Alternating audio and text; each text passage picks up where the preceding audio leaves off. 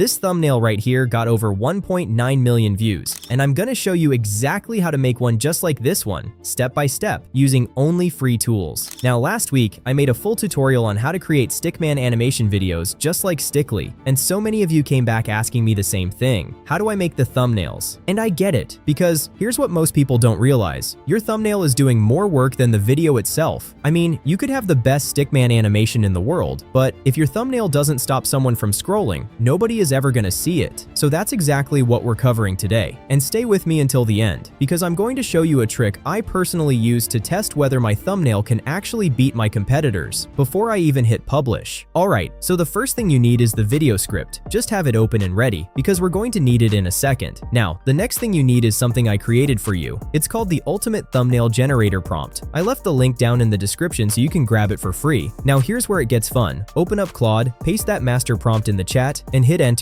After that, Claude will ask you, what is the move? Now, just go back to your script, select the whole thing, copy it, and paste it right into the same chat, and watch what happens. Claude is going to read your entire script, understand exactly what your video is about, and then generate a custom prompt you can use to create your thumbnail image. Now take that prompt Claude gave you and copy it, then open up any free AI image generator. You can use Gemini, you can use Pippit AI, whatever you prefer. Just paste the prompt in and hit generate. Give it a few seconds to do its thing. As you can see, we've got the thumbnail. And here's a quick tip for you. If the first image doesn't look right, don't stress about it. Just go back to Claude and ask it to give you more thumbnail prompt options. Let's test this one.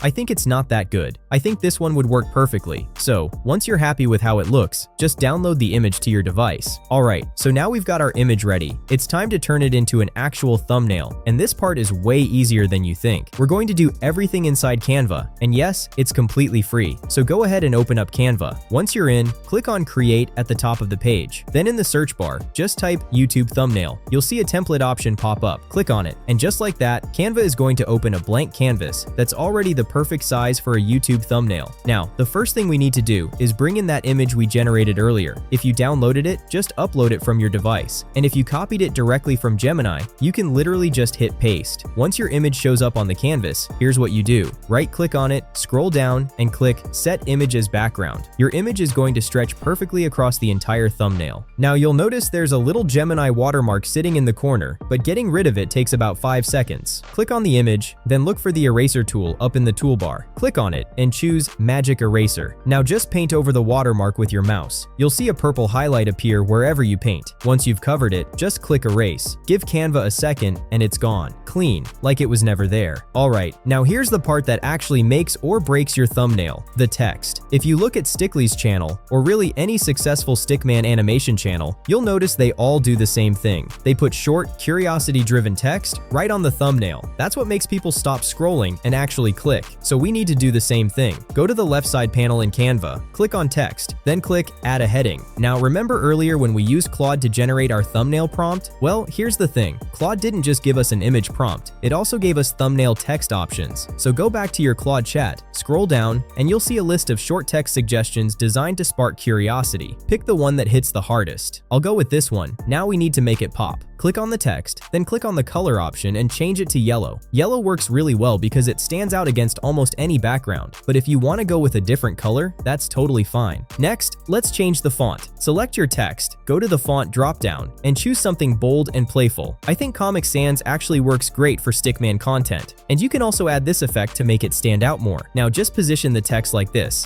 Alright, take a step back and look at what you just made. That looks like a real thumbnail from a real Stickman animation channel. And it took you what, maybe 5 minutes? Now, just download it to your computer. But here's the thing, how do you actually know if your thumbnail is going to perform well, or if it's better than what your competitors are putting out? Because that's what really matters, right? You're not just trying to make a good thumbnail, you're trying to make a thumbnail that wins. So let me show you the trick I personally use, and it's completely free. There's a Chrome extension called VidIQ. If you don't have it yet, go install it right now. It's free, and honestly, it's one of the most useful tools you can have as a YouTube creator. Once you've uploaded your video to YouTube and added your thumbnail and title, scroll down on the upload page. You're going to see a section that says Preview Thumbnail. Click on it. Now this is where it gets interesting. VidIQ is going to show you exactly how your thumbnail looks on the YouTube homepage. You're going to see it the way actual viewers will see it when they're scrolling through their feed, and that alone is already super useful. But here's the part most people don't know about. Click on Competition, then click on Competitors. Now paste in the channel name name of whoever you're competing against. In our case, I already added Stickly. If I click on add, you can see our thumbnail sitting right next to our competitor's thumbnail, side by side, on the same homepage. You can instantly see if your thumbnail stands out or not. You can even swap the title to see how different titles look alongside different thumbnails. Once you're happy with how everything looks, just click save and you are done. If this video helped you out, make sure you check out my full tutorial on how to create the actual Stickman animation videos. See you there.